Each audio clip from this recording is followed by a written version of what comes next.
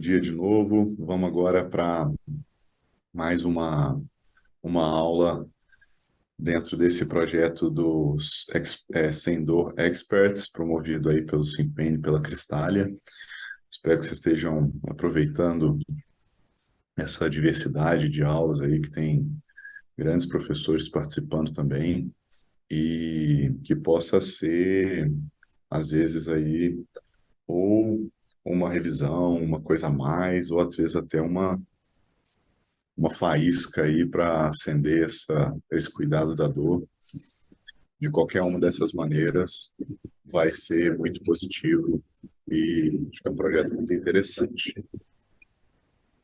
Eu falei bom dia, né? E eu falo bom dia o dia inteiro, viu, gente? Vocês não estranham, não. Quando vai gravar, eu fico pensando, fala bom dia, fala boa tarde. Mas eu acho que a gente pode falar bom dia o dia todo. Então, essa aula é sobre adjuvância no tratamento da dor.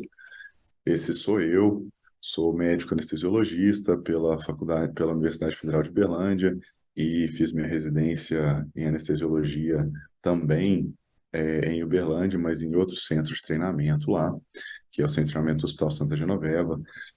Depois disso, eu me mudei para Campinas e em último, mais recentemente para São Paulo, para fazer minha formação em intervenção em dor. Nesse período, fui coordenador num serviço de anestesiologia e hoje eu me dedico exclusivamente aí a manejo da dor com um viés intervencionista, né? E participo também do SimPain como professor e como coordenador do Pain Master, que eu convido vocês a conhecer também. Sobre, antes de mais nada, de conceitos, né? O que a gente precisa entender de forma geral para cuidar desses pacientes? A dor crônica, em especial, é um problema complexo e, portanto, exige soluções multimodais, tá? Então, problemas complexos, geralmente, não vão ter soluções muito simples, né? A dor, ela é uma experiência sensorial e emocional desagradável, associada ou semelhante àquela associada a um dano tecidual real ou potencial. Isso aqui é uma definição, né? Outra definição é muito semelhante, mas é um pouco diferente, que a gente fala, ó, a uma experiência sensorial e emocional desagradável, associada a dano real potencial ao tecido ou descrita em termos de tal dano.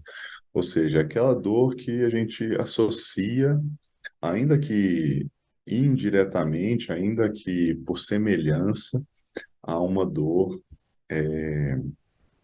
provocada por dano tecidual, tá bom?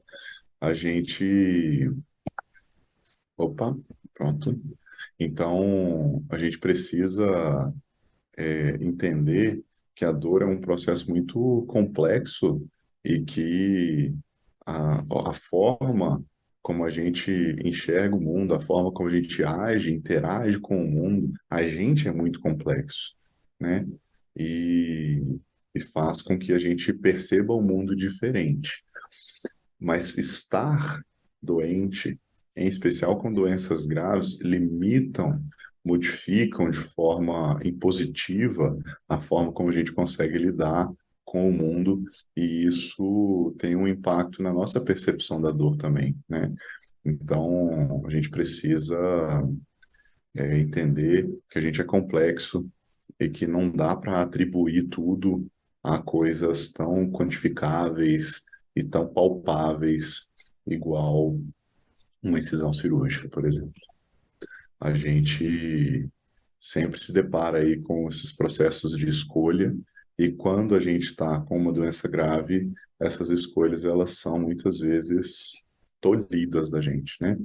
Então a dor nesse contexto ela pode passar a ser sofrimento, né?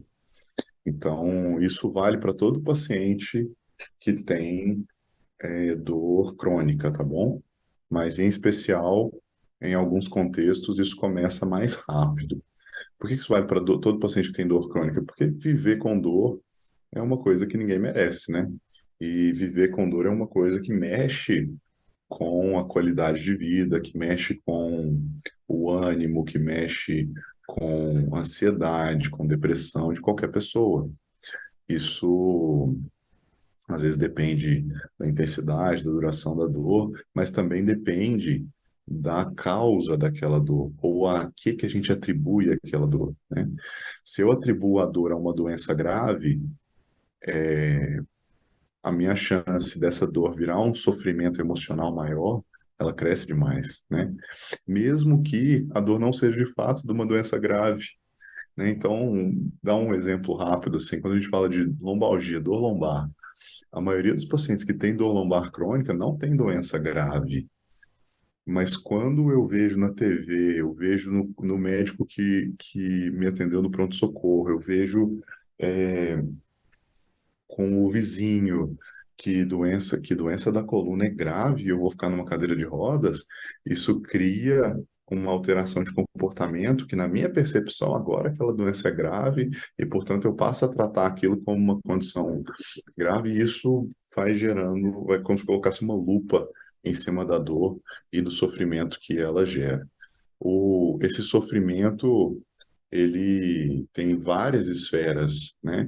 Ele impacta no próprio tratamento, então pode dificultar a aceitação a algum tipo de tratamento, ele dificulta a, a clara tomada de avaliação e tomada de consciência do paciente. O sofrimento em si reduz sobrevida, então, às vezes, quando a gente cuida da dor, a gente faz algum processo paliativo, a gente pode aumentar sobrevida, em especial a qualidade de vida nesses momentos. Ele pode provocar uma recuperação mais lenta, porque se eu tenho dor crônica, se eu estou me protegendo, se eu estou me privando de movimento, que é uma das coisas mais importantes para se recuperar, eu posso recuperar de forma mais lenta e até mesmo risco de suicídio em pacientes que têm dor crônica e não vem uma saída, né? Dentro desse contexto, a gente tem a escada analgésica, que foi proposta pela OMS, e ela foi proposta para tratar a dor de pacientes com câncer, e espera-se que a gente consiga, só com isso aqui, tratar de 70% a 95% dos pacientes. Mas, na verdade, isso aqui é um mapa, é um guia, é uma bússola, né? Mas, e aí? E esses outros 30% de pacientes, o que é que a gente vai fazer, né? Então, quando a gente está falando de escada analgésica da OMS, a gente tem lá os pacientes que estão no degrau 1, no degrau 2, no degrau 3, e, e os pacientes que já não estão mais cuidando, que a gente não está mais cuidando, né? Então, dentro desse cenário é que foi desenvolvida essa proporção aí dos casos que a gente consegue cuidar, que a gente não consegue cuidar com a escala da OMS, tá bom? Veja que existe um gap grande ali, ó, conforme vai passando o tempo dos pacientes que ficam no degrau 3, né? Falando um pouquinho do primeiro degrau, ele compreende analgésicos, não opioides e adjuvantes. Esse slide aqui, se vocês assistiram a dor de pós-operatório também, a aula de dor pós-operatória também, ele estava lá, muito parecido, porque a gente tem toda essa gama de possibilidades terapêuticas para a gente lançar a mão, e tudo isso aqui vai entrar no primeiro degrau da, daquela escada analgésica. Os adjuvantes, eles são, então, fundamentais, que são o alvo da nossa conversa hoje. Eles são medicações que não são propriamente analgésicas, tá? Então, antidepressivos, anticonvulsivantes, é, os agonistas alfa 2, etc., são medicações que não são propriamente analgésicas, mas que têm efeitos analgésicos, em especial em contextos específicos, né? Eles são indicados como terapia de primeira linha para alguns tipos de dor. Um exemplo interessante é a carbamazepina para neuralgia do trigêmeo, que é uma das piores dores, é um dos quadros de dor mais, na falta de outra palavra, dramáticos mesmo, né, que chamam muito atenção, é uma coisa que pô, já foi conhecido como doença do suicídio, né? Então, é uma dor excruciante e que melhora muito com o uso de um anticonvulsivante. Então, é uma medicação que não é propriamente analgésica, mas que, nesse contexto específico, pode ser a melhor medicação analgésica para aquele paciente. Qualquer medicação com uso clínico importante, que não seja dor e que é usada como analgésico em circunstâncias selecionadas, como a gente já mencionou, pode ser considerado um adjuvante na dor crônica, tá? Além disso, essas são medicações que podem poupar outros analgésicos, inclusive opioides, particularmente aí no caso de pacientes com câncer. Ah, eles vão agir de forma sinérgica, promovendo a analgesia adicional. Eles ajudam ou podem ajudar a controlar um sintoma coexistente, por exemplo, a insônia, por exemplo, inapetência, né? Então, esses sintomas que podem acontecer junto com a dor, a gente pode ajudar a manejar com os adjuvantes e a gente pode usar medicações para contornar efeitos adversos das medicações. Na dor oncológica, quando a gente vai falar de adjuvantes, é importante a gente entender os mecanismos do efeito analgésico desses adjuvantes. Alguns têm efeito analgésico de forma mais direta, outros de forma mais indireta, mas em última análise, a gente pode estar agindo até nos sintomas que estão em volta da dor e ajudando o paciente a lidar melhor com a dor, tá? Quando a gente fala de depressão e, e dor crônica, em especial no paciente com câncer, é um aspecto muito importante da gente cuidar, tanto porque os antidepressivos eles têm efeito analgésico nesses pacientes com dor crônica, mas também porque a própria depressão e a ansiedade elas podem favorecer o quadro de dor crônica, porque é como se girasse uma bola de neve, né? Então, a depressão e a ansiedade, elas colocam uma lupa na dor e a dor, ela amplia a depressão e a ansiedade. Quando a gente compara quadros de dor crônica e de dor aguda, a gente pode, às vezes, entender dessa maneira aqui, ó, que na dor aguda, o dano tecidual pode ser o principal componente da dor, e na dor crônica, o aspecto emocional da dor, ele vai tomando uma proporção cada vez maior, e a gente pode tentar equilibrar melhor um pouco essas coisas com o tratamento e também até com a educação, né? Até com a orientação do paciente, em quadros de dor benigna, por exemplo, orientar o paciente que aquilo não é doença grave, isso já faz parte do tratamento, tá? A percepção dolorosa é extremamente complexa, né? Então, essas vias ascendentes e descendentes, elas interagem de formas complexas e na medula a gente tem também os mecanismos de sensibilização central.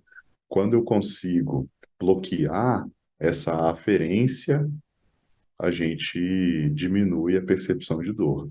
E uma forma de fazer isso é favorecendo as vias inibitórias descendentes, certo? Então, a gente tem mecanismos fisiológicos de inibição da dor que a gente pode tentar lançar a mão de acordo com a nossa terapia, tanto farmacológica quanto não farmacológica. E os adjuvantes, eles entram de forma bastante intensa aqui no controle da ação dessas vias descendentes, tá?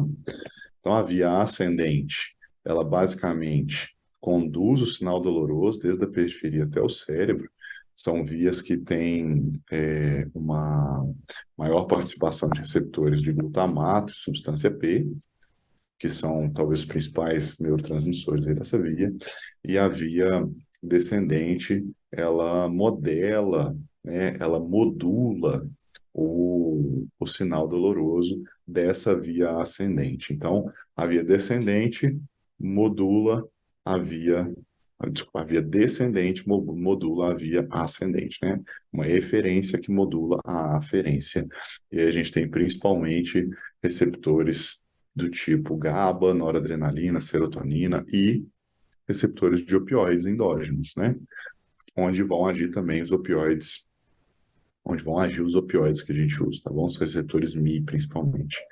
E vale a pena lembrar que essa modulação descendente, ela é evolutiva, ela é um mecanismo fisiológico, né, constitucional nosso, para proteger contra quadros de dor crônica, para evitar que uma dor aguda se torne crônica, por exemplo, para evitar que um estímulo não nocivo comece a ser percebido de forma dolorosa, né?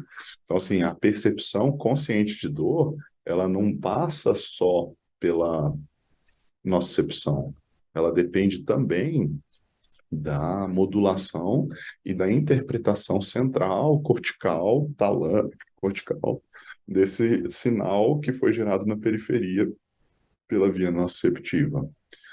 Quando a gente tem pacientes com dor crônica, a gente começa a ter amplificação nessa transmissão do sinal e uma ativação inadequada da via inibitória. Então, como se tivesse ali fraca, pouca bateria ali a via inibitória. E, em contrapartida, a via ascendente, a via nociceptiva, ela está desinibida e amplificada por mecanismos regionais e centrais, mecanismos periféricos e centrais. Dessa forma, o estímulo doloroso ele chega mais no cérebro e o cérebro se torna mais sensível aos estímulos dolorosos. É mais ou menos assim, talvez colocando numa linguagem até mais simples, é como se a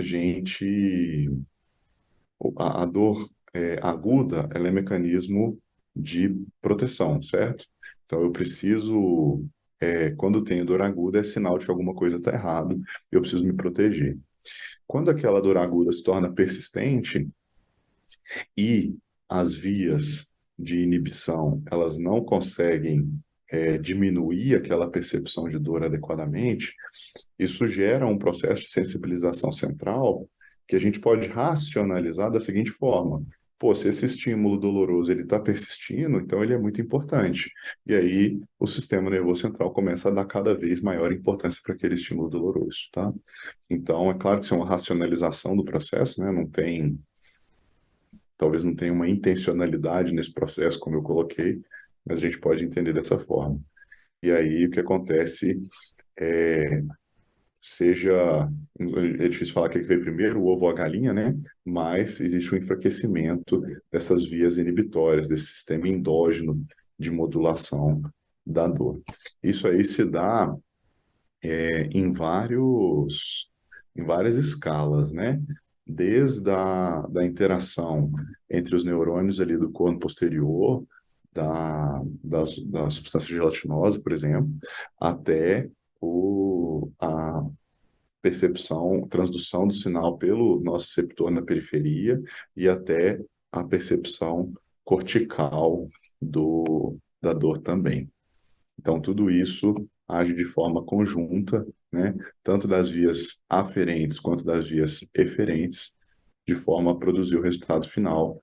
E a gente consegue resumir, ó, essa via descendente com a ação dessas medicações. Então, antidepressivos, opioides atípicos, que opioides atípicos são aqueles que têm efeito não opioide também, né? Talvez os principais exemplos sejam o tramadol e o tapentadol, tá?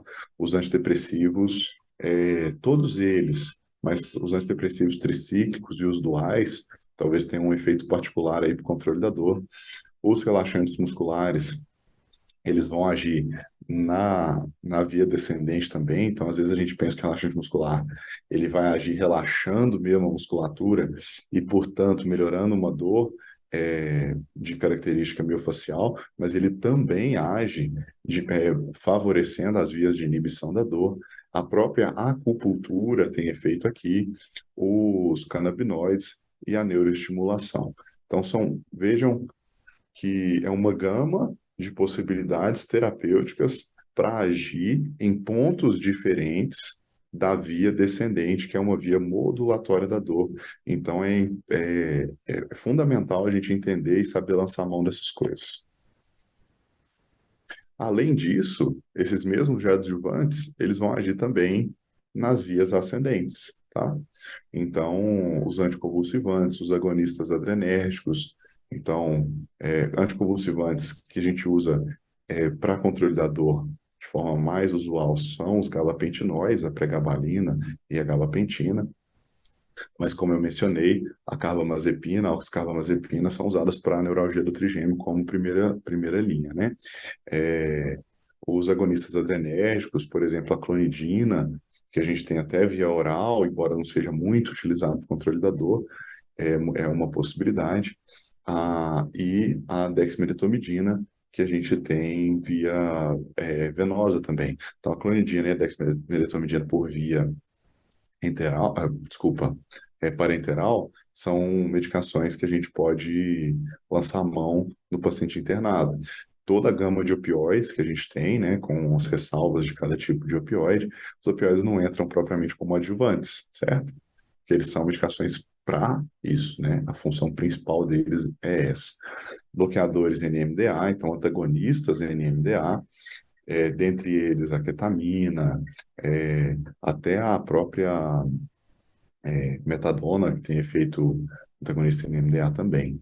Os bloqueios do sistema nervoso central, então, assim, quando eu faço um bloqueio espinhal, por exemplo, eu estou agindo nessa via aferente, neuroestimulação. Então, a neuroestimulação também age nas duas formas, né, de controle da dor, de novo, os relaxantes musculares e os canabinoides. Então, vejam que as medicações têm efeitos, cada classe pode ter efeitos diferentes, e combinando essas classes de medicação, posso tentar produzir um efeito mais interessante. Falando rapidamente de algumas dessas medicações que são adjuvantes para o controle da dor, os corticoides, a gente precisa pesar aí se é friend or foe, né?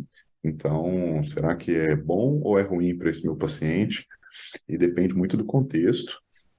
Às vezes, eu usar um corticoide vai ser igual dar um tiro de canhão aí para matar passarinho, né? Mas é, muitas vezes isso pode ser interessante, tá bom? Então, para os pacientes com dor oncológica, com dor neuropática e óssea, pode ser bastante interessante. Quando a dor está associada à expansão de cápsula do hepático, por exemplo, renal, pode ser interessante. Da obstrução intestinal, dor causada por linfedema, a dor de cabeça causada pelo aumento da pressão intracraniana, todos esses são situações em que o uso do corticoide pode ter uma recomendação mais específica, embora a gente não tenha muita evidência clara aí na literatura dessa vantagem da medicação. Veja que em vários desses trabalhos aí não houve benefício estatisticamente significativo, tá bom? Aqui um, uma revisão de 15 trabalhos para dexametasona que resultou é, em dor por, em menos dor por uma semana. Então, parece ser interessante, embora a evidência de controle da dor no câncer seja fraca. De novo, né, a gente precisa pesar o, a prescrição desse tipo de medicação para controle da dor. E talvez, de novo, aqui, ó, a gente está vendo que conforme a revisão, não tem evidência estatística do benefício. Em contrapartida, muitas vezes, os efeitos adversos que vêm do uso dessas medicações, eles demoram, às vezes, anos para se desenvolver, né? Então, quando eu estou falando do paciente com câncer, de novo, será que será que isso pesa a balança para o outro lado? Se esse paciente não tem uma expectativa de sobrevida muito grande, será que faz sentido eu ser um pouco mais liberal nessa prescrição para os pacientes? Então, talvez a gente possa fazer isso sim. Nesse sentido, a dexametasona é o mais utilizado e tem uma meia-vida longa e praticamente não tem efeito mineral corticoide, o que é um benefício, né? A prednisona e a metilprednisolona também são alternativas interessantes. Para dor, geralmente, ó, 1 a 2 miligramas de dexametasona de 12 em 12 horas e a gente pode fazer uma dose de, como se fosse uma saturação ali dessas vias antes, né, de 10 a 20 miligramas em uma dose única.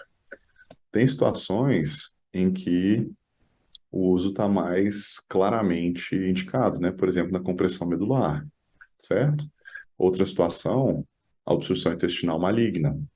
Então, a gente tem doses diferentes aí para cada uma dessas situações e não é propriamente para o controle da dor, tá?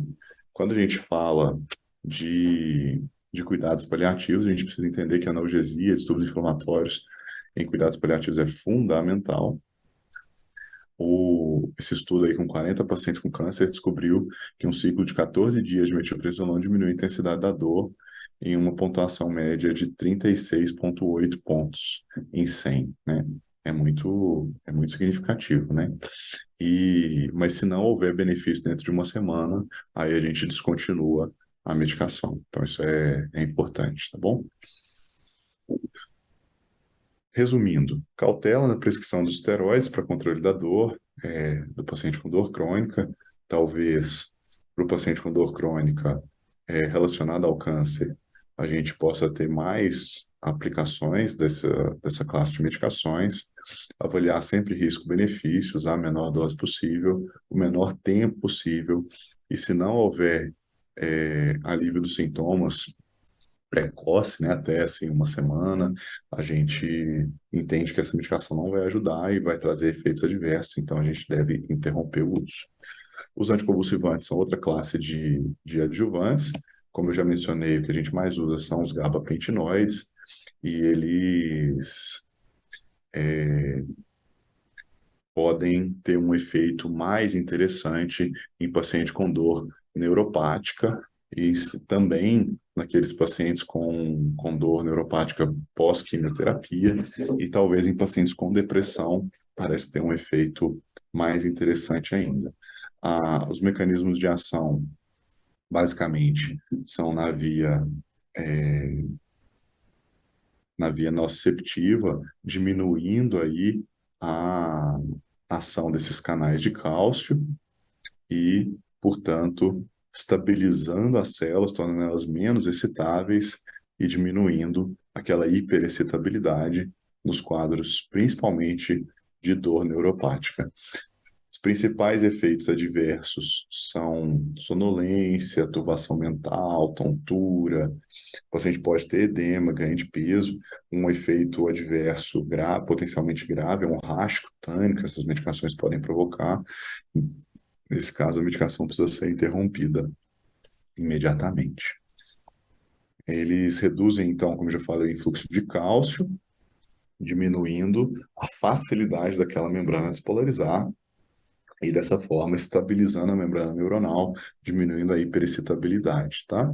É, eles não têm metabolismo hepático, são excretados pelos rins, isso faz diferença na hora da gente escolher as medicações de acordo com o perfil de comorbidades do paciente, e eles aumentam efeitos depressivos do sistema nervoso central, isso faz diferença principalmente de acordo com o tipo de combinação de medicações que a gente vai fazer, tá bom? A principal diferença da pregabalina e da gabapentina é exatamente a respeito da previsibilidade da dose plasmática de acordo com a dose oral. O que isso quer dizer?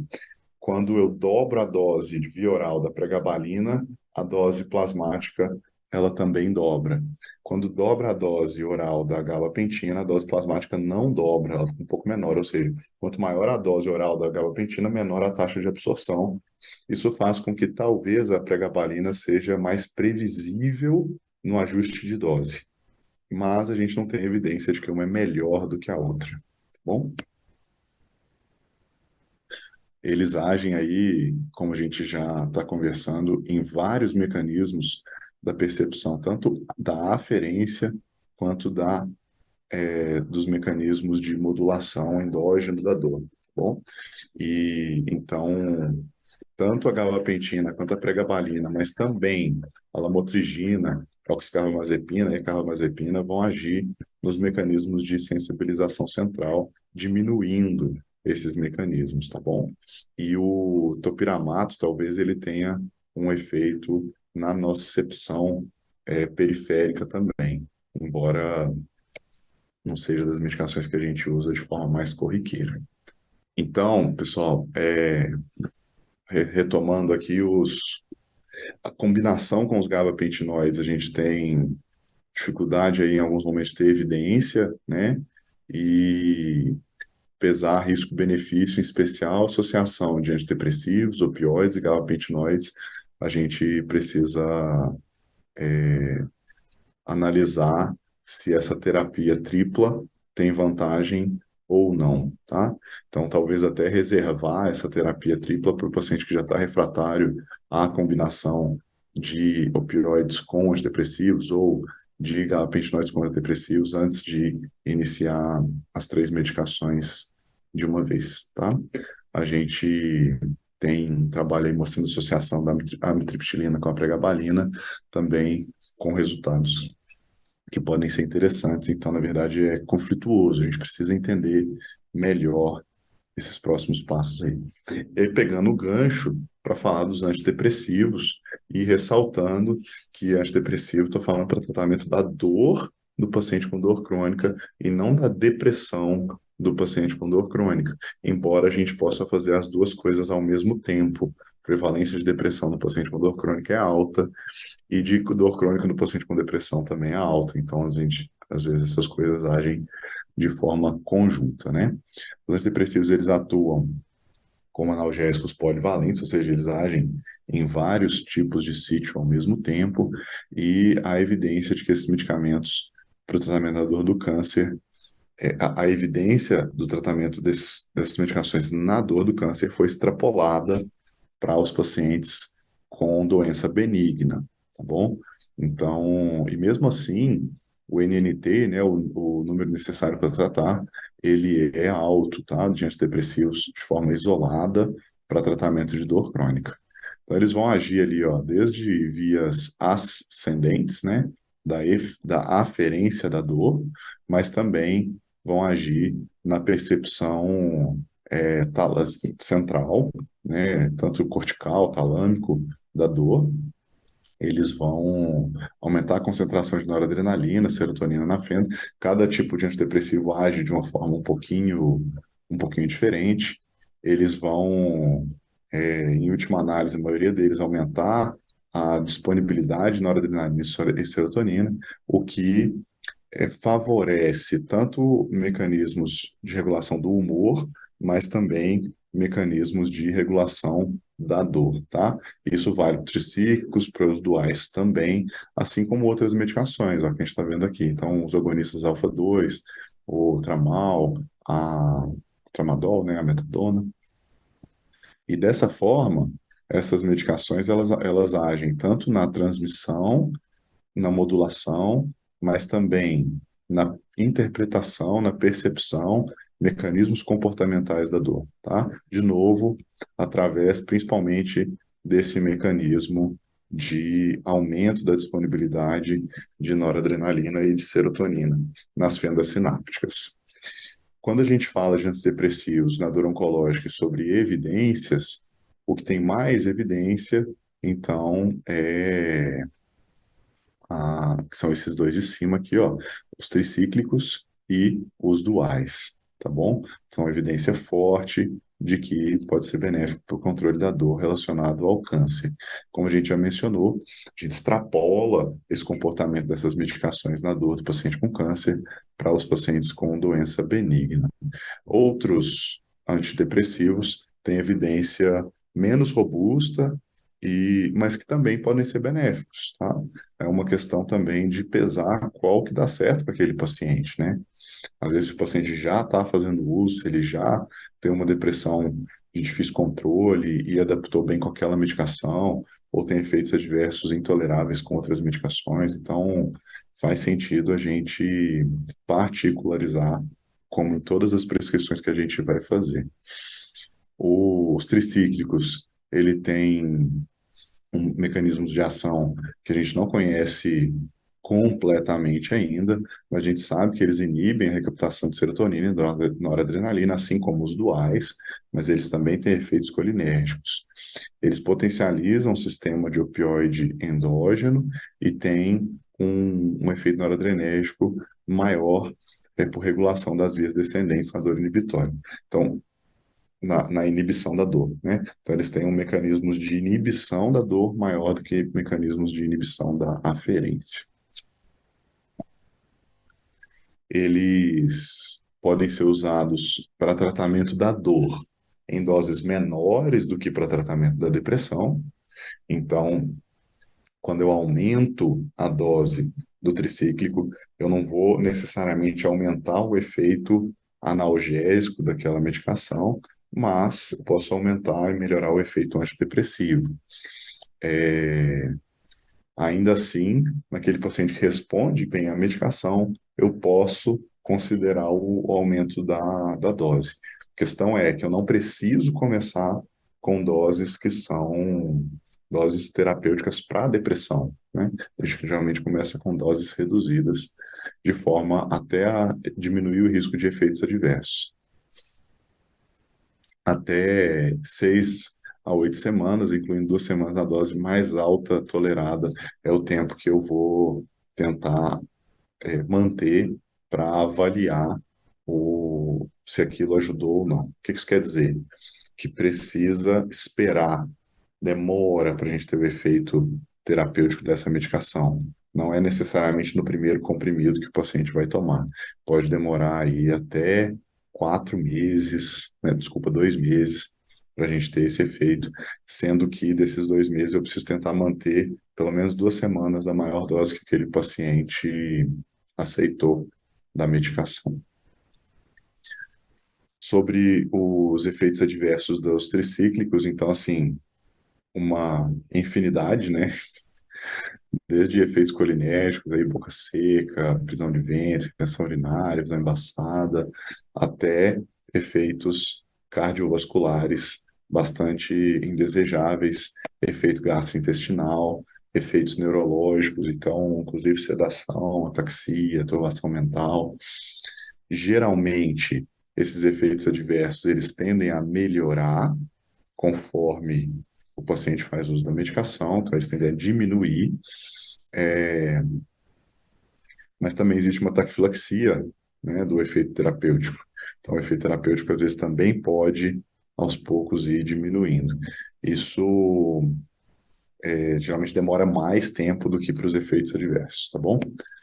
Os antidepressivos duais, então, as principais referências que a gente vai ter vão ser a venlafaxina e a desvenlafaxina, e eles são liberados pelo FDA para distúrbios depressivos graves e transtornos de ansiedade. Eles são off-label para tratamento de dor, mas isso a gente observa que tem um efeito analgésico importante e é sustentado pela literatura, como eu mostrei para vocês lá atrás. Eles podem ser usados como adjuvantes na dor oncológica, mas na dor benigna também, né? Então, a duloxetina, ela tem maior evidência do que a venlafaxina e a desvenlafaxina. Outros antidepressivos, eles vão ser considerados segunda linha para esse tratamento e vai fazer mais sentido lançar a mão quando eu tive falha daquela terapia inicial de primeira linha. Aqui a gente está vendo que a duloxetina, diferente do que a gente mostrou lá atrás, teve significância estatística no alívio da dor. Mas quando a gente vai ver com muito carinho esses trabalhos, às vezes tem significância estatística, mas para um alívio da dor pequeno. E aí cabe individualizar e usar como um adjuvante, usar como terapia isolada, acaba que não faz muito sentido. A, a duloxetina também a gente pode usar de forma associada ou não, né? Como a gente estava conversando lá com pregabalina e opioide, eu posso comparar uma coisa com a outra e a gente parece que tem resultados interessantes quando a gente usa de forma preventiva, tá bom? O que que é usar de forma preventiva? É usar antes, por exemplo, de um insulto cirúrgico, né?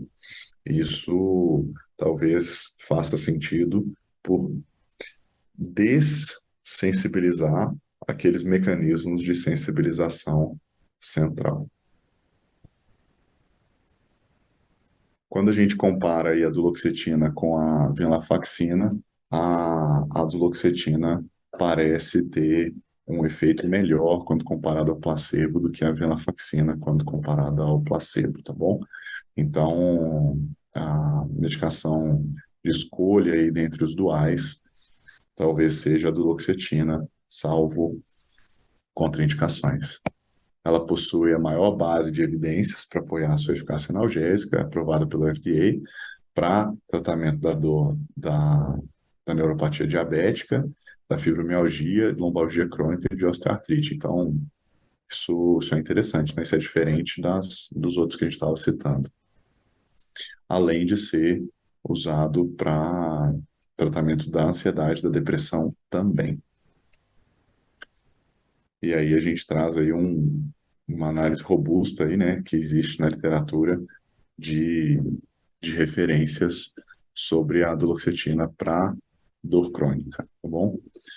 Quando a gente associa os antidepressivos aos gabapentinoides, parece não haver benefício adicional, mas existe aumento dos efeitos adversos. É importante ressaltar que existe um risco grande de viés nessas análises, e que a qualidade da evidência é baixa, né? Mas é a evidência que a gente tem, tá bom? O, o risco-benefício ainda é incerto. E dessa forma, a gente fica pensando aí se vale a pena fazer essa terapia tripla, né? De antidepressivo, gabapentinoide e opioide. Quando a gente, então, está falando da duloxetina, a gente também tem um perfil de efeitos adversos, que inclui náusea, disfunção sexual, que talvez seja um dos principais motivos de não aderência ao tratamento, né, em homens, sonolência, turvação visual e o risco de síndrome serotoninérgica. Daí, nesse caso, a gente precisa ter um cuidado especial com a combinação das medicações que a gente vai fazer, tá? Lembrar que ela tem excreção renal e no paciente com insuficiência renal, a gente, se for usar, tem que ser com extrema cautela. Na fase é, inicial do tratamento, a gente já deve colocar adjuvantes? Cara, acho que aí depende, né? Será que é só quando o opioide já não foi suficiente? Eu acredito que não. Então, a gente sabe que o mecanismo de sensibilização central, esses mecanismos centrais de manutenção da dor crônica, né? Não só de sensibilização, mas de manutenção da dor crônica, eles podem ser inibidos pelo uso dos adjuvantes, em especial os antidepressivos e os anticonvulsivantes, e isso faz com que essas medicações tenham um certo apelo aí no tratamento inicial desses pacientes, né? Por que que eu vou ficar usando uma medicação puramente analgésica se eu posso usar em combinação, às vezes em doses pequenas, sem grandes riscos de efeitos adversos, outra medicação que está agindo diretamente naqueles mecanismos de sensibilização central do paciente. Então, a gente começa é, de forma precoce, geralmente, principalmente se o paciente ainda tem doença ativa, isso falando de pacientes com doença oncológica, paciente que está fazendo quimioterapia, que está fazendo radioterapia, a gente precisa particularizar também de acordo com o perfil de efeitos adversos, em especial da quimioterapia. O paciente que já tem ansiedade, distúrbios do sono, a pregabalina, ela pode ser uma opção bastante interessante e a gente começa sempre à noite, tá? A gente pode aumentar conforme atingir o efeito desejado ou o aparecimento de efeitos colaterais. Geralmente a gente espera alguns dias, aí, pelo menos uma semana, tanto para aumentar da pregabalina quanto da duloxetina que a gente está sugerindo. Então, quando o paciente tem depressão e dor, a gente pode dar preferência para duloxetina, 30 miligramas por dia, por uma semana, e depois a gente aumenta para 60 miligramas dia, sendo que a dose máxima vai ser 120. Na maioria das vezes a gente não chega nessa dose máxima. A associação na dor neuropática de difícil controle da amitriptilina com nortriptilina pode ser, ou na nortriptilina, desculpa, pode ser lançada a mão. A gente está falando já dos tricíclicos, né? Que são outra classe de antidepressivos que tem bastante evidência para uso na dor. E lembrar que a gente precisa evitar essas medicações aí na maioria dos pacientes que têm insuficiência renal ou hepática grave. E para a gente retirar a medicação do paciente, da mesma forma que para a gente introduzir a medicação, isso precisa ser feito de forma gradual para evitar na introdução efeitos adversos da medicação e na retirada efeitos relacionados com a abstinência. Eles não criam dependência psicológica, né? Mas eles criam dependência física mesmo. Então, na hora da retirada, a gente tira de forma gradual para o paciente não ter sintomas de abstinência. Os critérios de indicação para os antidepressivos duais, duloxetina, venlafaxina, eu posso usar para o paciente que tem só dor, por exemplo. Eu posso usar para o paciente que tem dor e ansiedade. Os tricíclicos, né, amitriptilina, imipramina, eu posso usar para o paciente que tem dor e depressão, por exemplo, e para o paciente que tem depressão e dor, tá? Tanto numa ordem quanto na outra. Então veja que uma coisa amplifica a outra, tá bom?